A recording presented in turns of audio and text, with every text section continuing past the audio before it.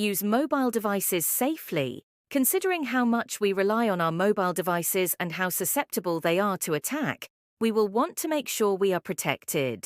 1. Lock your device with a PIN, password, or pattern to lock your phone and never leave it unprotected in public. 2. Only install apps from trusted, official sources: Apple iPhone, App Store, Android, Google Play. 3. Always update your phone's software, operating system, and mobile apps. 4. Avoid giving out personal information. Don't click on links or attachments from unsolicited emails or texts. 5. Avoid transmitting or storing personal information on the device. 6. Disable Bluetooth if you are not using it. It saves battery life and prevents unwelcome eavesdropping. 7. Don't automatically connect to Wi-Fi networks. Turn off Wi-Fi and Bluetooth when not in use.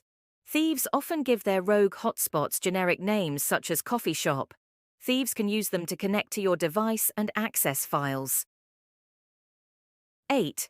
Install device tracking software that will allow you to find and optionally wipe your data if your device is stolen or misplaced.